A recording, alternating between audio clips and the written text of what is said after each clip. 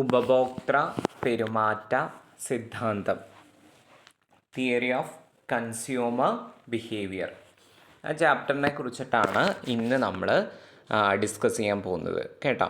Theory of consumer behaviour എന്ന് പറയുന്ന ചാപ്റ്ററിനെ കുറിച്ചാണ് നമ്മൾ ഇന്ന് ഡിസ്കസ് ചെയ്യുന്നതെന്നാണ് പറയുന്നത്. തിയറി ഓഫ് കൺസ്യൂമർ ബിഹേവിയർ എനിക്ക് തോന്നുന്നു എല്ലാ ആളുകൾക്കും വളരെ ഇമ്പോർട്ടൻ്റ് ആയി തോന്നിയിട്ടുള്ള ഒരു ചാപ്റ്ററാണ് തിയറി ഓഫ് കൺസ്യൂമർ ബിഹേവിയർ എന്ന് പറഞ്ഞിട്ടുള്ള ചാപ്റ്റർ.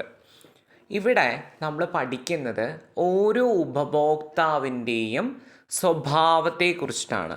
കൺസ്യൂമേഴ്സ് മാർക്കറ്റിൽ, കൺസ്യൂമർ എന്ന് പറഞ്ഞു വെച്ചാൽ എന്താണ്, ഒരു സാധനം വാങ്ങിക്കുന്ന വ്യക്തിയാണ് നമ്മൾ കൺസ്യൂമർ എന്ന് പറയുന്നത്.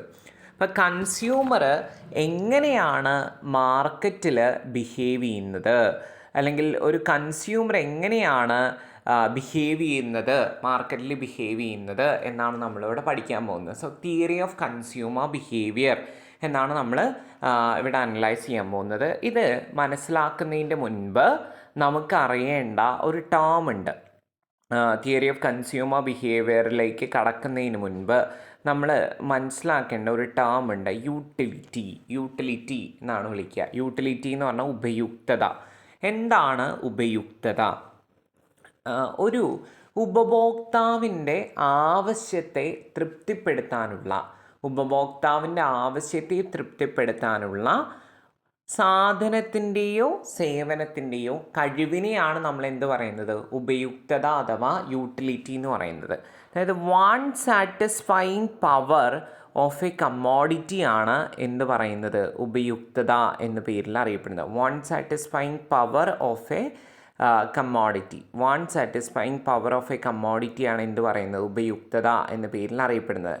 പ്രധാനമായിട്ടും ഉപയുക്തത, ഉപഭോക്തൃ പെരുമാറ്റ സിദ്ധാന്തം വിശകലനം ചെയ്യാൻ വേണ്ടിയിട്ട് നമുക്ക് പ്രധാനമായിട്ടും രണ്ട് തരത്തിലുള്ള യൂട്ടിലിറ്റിയെ കുറിച്ചിട്ട് പഠിക്കേണ്ടതായിട്ടുണ്ട്. ഒന്ന് കാർഡിനൽ യൂട്ടിലിറ്റി, ഓക്കെ. മറ്റൊന്ന് ഏതാണ്, ഓർഡിനൽ യൂട്ടിലിറ്റി എന്നാണ് പറയുന്നത്. ഇപ്പം എന്താണ് കാർഡിനൽ എന്ന് പറഞ്ഞു വെച്ചാൽ, എന്തറിയോ, ഒരു ഉപഭോക്താവിൻ്റെ യൂട്ടിലിറ്റിയെ നമുക്ക് എണ്ണൽ സംഖ്യകൾക്ക് അനുസൃതമായിട്ട് എന്ത് ചെയ്യാൻ പറ്റും, അളക്കാൻ പറ്റും എന്നാണ് പറയുന്നത്. കാർഡിനൽ യൂട്ടിലിറ്റി എന്ന് പറഞ്ഞു വെച്ചാൽ we can measure the utility. For example, ഞാൻ 1 കിലോ കടല വാങ്ങിയിട്ടുണ്ടെങ്കിൽ ആ 1 കിലോ കടലയിൽ നിന്ന് എനിക്ക് കിട്ടിയിട്ടുള്ള യൂട്ടിലിറ്റി എനിക്ക് എന്ത് ചെയ്യാൻ പറ്റും, അളന്ന് പറയാൻ പറ്റും എന്നാണ് എന്ത് പറയുന്നത്, കാർഡിനൽ യൂട്ടിലിറ്റി പറയുന്നത്.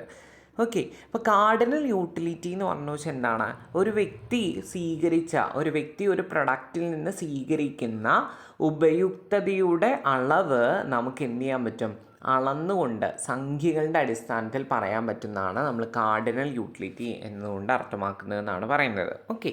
ഇനി ഓർഡിനൽ എന്ന് പറഞ്ഞു വെച്ചാൽ അങ്ങനെയല്ല. ഓർഡിനൽ യൂട്ടിലിറ്റി എന്ന് പറഞ്ഞു വെച്ചാൽ നമുക്ക് എന്ത് ചെയ്യാൻ പറ്റില്ല, ഇവിടെ അളക്കാനൊന്നും പറ്റത്തില്ല. നമുക്ക് എന്ത് ചെയ്യാൻ പറ്റും, റാങ്ക് ചെയ്യാൻ പറ്റും. പ്രിഫറൻസ് കൊടുത്തുകൊണ്ട് റാങ്ക് ചെയ്യാൻ പറ്റും എന്നാണ് പറയുന്നത്. അപ്പോൾ utility can be, there are 2 approaches for the utility. The first approach is A cardinal utility and the second approach is the ordinal utility. മനസ്സിലായോ?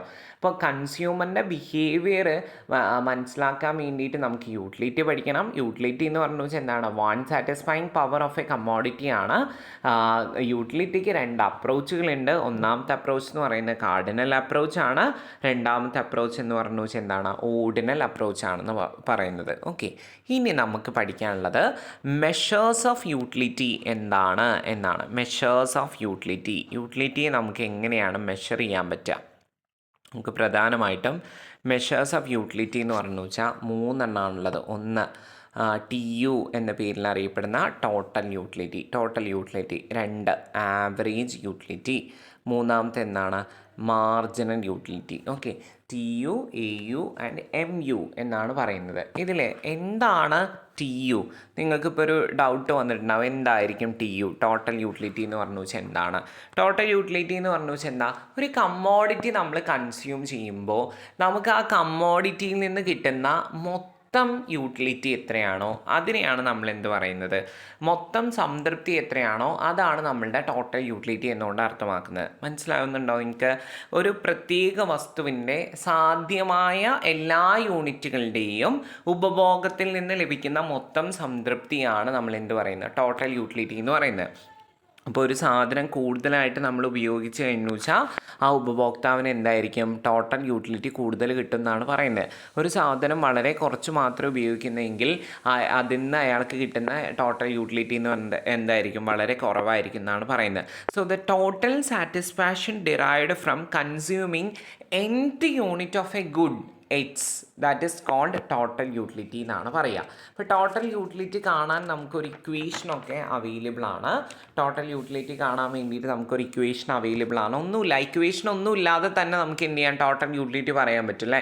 ഒരു കമ്മോഡിറ്റിയിൽ നിന്ന് ഒരു കൺസ്യൂമർക്ക് കിട്ടുന്ന ടോട്ടൽ സാറ്റിസ്ഫാക്ഷൻ്റെ അളവാണ് എന്ത് പറയുന്നത്, ടോട്ടൽ യൂട്ടിലിറ്റി എന്ന പേരിൽ അറിയപ്പെടുന്നത്. ഓക്കെ, ഇത് മനസ്സിലാക്കി കഴിഞ്ഞു വെച്ചാൽ നിങ്ങൾ total utility divided by Q ചെയ്ത് കഴിഞ്ഞു വെച്ചാൽ നിങ്ങൾക്ക് എന്ത് കിട്ടും, ആവറേജ് യൂട്ടിലിറ്റി കിട്ടും. ഇപ്പോൾ ക്വസ്റ്റ്യനിൽ മിക്കവാറും ടോട്ടൽ യൂട്ടിലിറ്റി തന്നിട്ടുണ്ടായിരിക്കും. അതിൽ നിന്ന് ടോട്ടൽ യൂട്ടിലിറ്റി ബൈ ക്യൂ ചെയ്ത് കഴിഞ്ഞാൽ നിങ്ങൾക്ക് ആവറേജ് യൂട്ടിലിറ്റി കിട്ടുമെന്നാണ് പറയുന്നത്.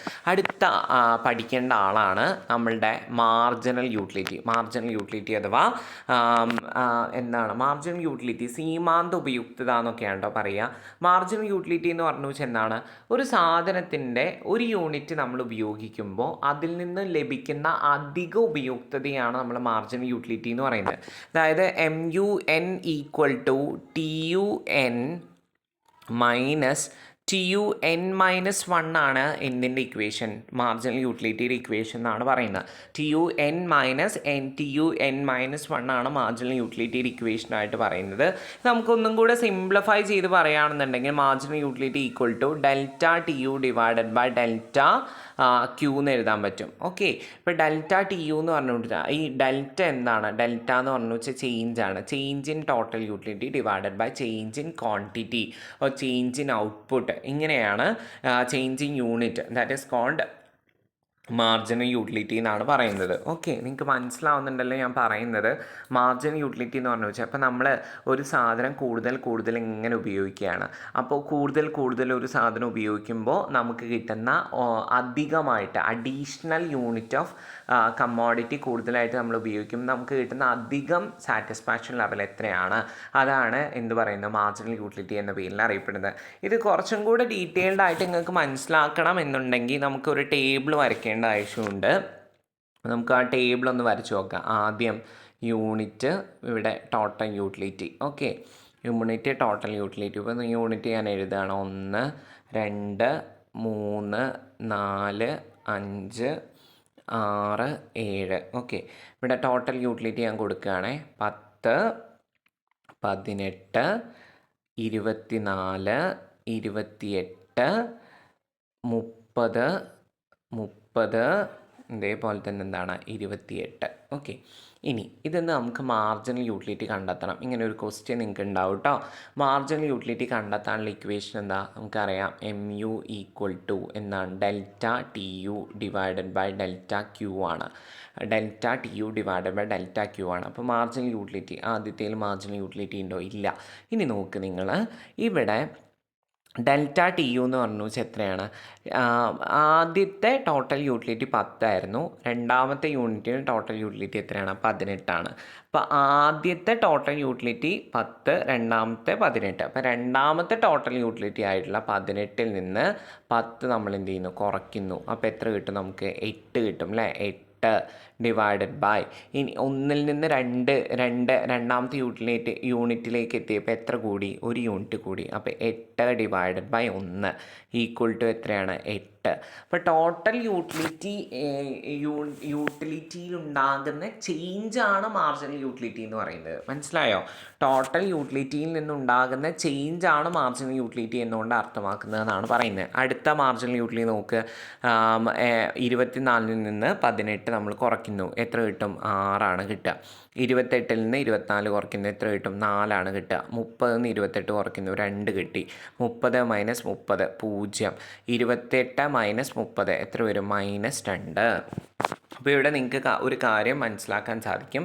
5ാമത്തെ യൂണിറ്റ് ടോട്ടൽ യൂട്ടിലിറ്റി കൺസ്യൂം ചെയ്തതിന് ശേഷം 6ാമത്തെ യൂണിറ്റിലേക്ക് എത്തിയപ്പോഴേക്കും മാർജിനൽ യൂട്ടിലിറ്റി എന്ന് പറഞ്ഞു വെച്ചാൽ എത്രയായി? 0 ആയിട്ട് മാറി. പിന്നെ അതെന്ത് ചെയ്യുന്നുണ്ട്? നെഗറ്റീവ് വേർഷനിലേക്ക് പോകുന്നുണ്ട് എന്നാണ് പറയുന്നത്. അതായത് നമ്മൾ ഒരു സാധനം തന്നെ കൂടുതൽ തവണ ഇങ്ങനെ ഉപയോഗിച്ചുകൊണ്ട് വരികയാണെന്നുണ്ടെങ്കിൽ അതിൽ നിന്ന് അങ്ങനെ ഉപയോഗിക്കുകയാണെന്നുണ്ടെങ്കിൽ കൺസ്യൂമർക്ക് ആ ഉപയോഗത്തിൽ നിന്ന് കിട്ടുന്ന യൂട്ടിലിറ്റിയുടെ അളവ് എന്ന് പറഞ്ഞു വെച്ചാൽ എന്തായിരിക്കും? ഇങ്ങനെ കുറഞ്ഞു വരുമെന്നാണ് പറയുന്നത്. ഇവിടെ ഒരു തിയറി പറയുന്നുണ്ട്. ഇപ്പോൾ ഉപഭോക്താവ് ഒരു യൂണിറ്റുകളുടെ ഉപഭോഗം തുടർന്നു കൊണ്ടിരിക്കുമ്പോൾ എന്താ സംഭവിക്കുക? ആ ഉപഭോക്താവിൻ്റെ മാർജിനൽ യൂട്ടിലിറ്റി എന്ന് പറഞ്ഞു വെച്ചാൽ എന്താവും? 0ലേക്ക് എത്തും. അതിനുശേഷം എന്ത് ചെയ്യും? നെഗറ്റീവിലേക്ക് പോകുന്നതാണ് പറയുന്നത്. ഇവിടെ പറയുന്ന തിയറിയുടെ പേര് എന്ന് പറയുന്നത് law of diminishing marginal utility എന്നാണ് പറയുന്നത്. ലോ ഓഫ് ഡിമിനിഷിങ് മാർജിനൽ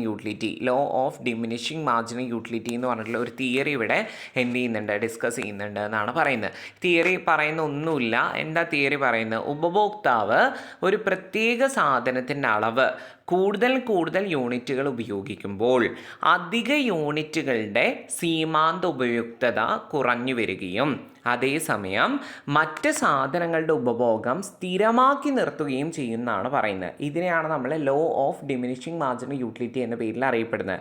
ഒന്നുമില്ല, നിങ്ങളൊരു സാധനം കൂടുതൽ തവണ ഉപയോഗിച്ചുകൊണ്ടിരിക്കുമ്പോൾ ആ സാധനത്തിൽ നിന്ന് ആ സാധനത്തിൽ നിന്ന് കിട്ടുന്ന മാർജിനൽ യൂട്ടിലിറ്റി എന്ത് ചെയ്യും? ഇങ്ങനെ കുറഞ്ഞു വരുന്നതാണ് പറയുന്നത്. ഇതൊരു ഡയഗ്രത്തിൻ്റെ സഹായത്തോടു കൂടിയാണ് നമ്മൾ എന്ത് ചെയ്യുക? എക്സ്പ്ലെയിൻ ചെയ്യുക എന്നാണ് പറയുന്നത്. ഓക്കെ, ഡയഗ്രാം പോകുന്നത് ഇങ്ങനെയാണ്. ഒരു TU കർവ്. ഓക്കെ, ദെൻ പിന്നെ മാർജിനൽ യൂട്ടിലിറ്റി എന്ന് പറഞ്ഞു വെച്ചാൽ TUവിൻ്റെ സാച്ചുറേഷൻ പോയിൻ്റ് TU അതിൻ്റെ സാച്ചുറേഷൻ പോയിന്റിലേക്ക് എത്തുമ്പോൾ ഇവിടെ മാർജിനൽ യൂട്ടിലിറ്റി എന്ത് ചെയ്യും? 0യിലേക്ക് ടച്ച് ചെയ്യുന്നുണ്ട്. At the same time marginal utility നെഗറ്റീവിലേക്കും പോകുന്നുണ്ട് എന്നാണ് പറയുന്നത്. അപ്പോൾ നോക്കിയേ, ഇവിടെ TU എന്ന് പറഞ്ഞു വെച്ചാൽ എന്താണ്? ഇൻക്രീസ് ചെയ്തുകൊണ്ട് പോകുന്ന സാധനമാണ്. ടോട്ടൽ യൂട്ടിലിറ്റി ഇൻക്രീസ് ചെയ്ത് ഇങ്ങനെ പോകും. അറ്റ് ദ സെർട്ടൺ പോയിന്റിൽ എത്തുമ്പോൾ ടോട്ടൽ യൂട്ടിലിറ്റി എന്ത് ചെയ്യും? അങ്ങ് സ്റ്റോപ്പ് ആവും. Then total utility starts to decrease അല്ലേ? ആ സമയത്ത് നോക്കിയേ, ടോട്ടൽ യൂട്ടിലിറ്റി അതിൻ്റെ സാച്ചുറേഷനിൽ എത്തുമ്പോൾ ഇവിടെ മാർജിനൽ യൂട്ടിലിറ്റി എന്താവും? 0 ആകുന്നു. ദെൻ മാർജിനൽ യൂട്ടിലിറ്റി എന്ത് ചെയ്യും? കുറയാൻ തുടങ്ങും, നെഗറ്റീവിലേക്ക് ആവും എന്നാണ് പറയുന്നത്. ഓക്കെ, അപ്പോൾ ഇവിടെ സംഭവിക്കുന്ന എന്താ? ലോ ഓഫ് ഡിമിനിഷിങ് മാർജിനൽ യൂട്ടിലിറ്റിയിൽ പറയുന്നത് എന്താണ്? സീമാന്ത ഉപയുക്തത. അതായത് ഒരു വ്യക്തി ഒരു സാധനം ഉപയോഗിച്ചുകൊണ്ടേയിരിക്കുന്നു. അങ്ങനെ ഉപയോഗിച്ചുകൊണ്ടേയിരിക്കുമ്പോൾ എന്ത് സംഭവിക്കുന്ന പറയുന്നത്? മാർജിനൽ യൂട്ടിലിറ്റി 0 ആവുകയും അത് നെഗറ്റീവിലേക്ക് എത്തുകയും ചെയ്യുന്നതാണ് പറയുന്നത്. ഇതിനെയാണ് നമ്മൾ എന്ത് പറയുന്നത്? കാർഡിനൽ യൂട്ടിലിറ്റി അനാലിസിസ് എന്ന പേരിൽ അറിയപ്പെടുന്നത്. ഓക്കെ, അപ്പോൾ നിങ്ങളൊരു കാര്യം ശ്രദ്ധിക്കുക. കാർഡിനൽ യൂട്ടിലിറ്റി അനാലിസിസ് എന്ന് പറഞ്ഞു കഴിഞ്ഞാൽ നമ്മൾ അവിടെ മനസ്സിലാക്കേണ്ട എന്താണ്? കാർഡിനൽ നമുക്ക് യൂട്ടിലിറ്റി മെഷർ ചെയ്യാൻ പറ്റും. എങ്ങനെ നമുക്ക് മെഷർ ചെയ്യാൻ പറ്റും? നമുക്ക് നമ്പറുകളുടെ അടിസ്ഥാനത്തിൽ സംഖ്യാപരമായിട്ട് മെഷർ ചെയ്യാൻ പറ്റും എന്നാണ് പറയുന്നത്. ഓക്കെ, അതിനെയാണ് നമ്മൾ എന്ത് പറയുന്നത്? കാർഡിനൽ യൂട്ടിലിറ്റി അനാലിസിസ് എന്ന പേരിൽ അറിയപ്പെടുന്നതെന്നാണ് പറയുന്നത്. ഞാൻ പറഞ്ഞത് നിങ്ങൾക്ക് മനസ്സിലായി എന്നാണ് ഞാൻ വിചാരിക്കുന്നത് അല്ലേ? അപ്പോൾ എന്ത് ചെയ്യാം? ഇത്രയും കാര്യങ്ങൾ നിങ്ങൾ പഠിച്ചു വയ്ക്കുക. ഇവിടെ എക്സാം പോയിൻ്റ് ഓഫ് വ്യൂവിൽ നിങ്ങൾക്ക് 2-3 ക്വസ്റ്റ്യൻസ് വരാനുള്ള സാധ്യതയുണ്ട്. ഒന്നാമത്തെ ക്വസ്റ്റ്യൻ, ഡിഫൈൻ യൂട്ടിലിറ്റി എന്താണെന്ന് ഡിഫൈൻ ചെയ്യുക. അപ്പോൾ ഡിഫൈൻ യൂട്ടിലിറ്റി എന്ന് പറയുന്ന 2 മാർക്കിൻ്റെ ക്വസ്റ്റ്യൻ ആയിരിക്കും ചോദിക്കുക. അധികം ഒന്നും എഴുതണ്ട. Want satisfying power of a commodity, അതിനെയാണ് നമ്മൾ യൂട്ടിലിറ്റി എന്ന പേരിൽ അറിയപ്പെടുന്നത്.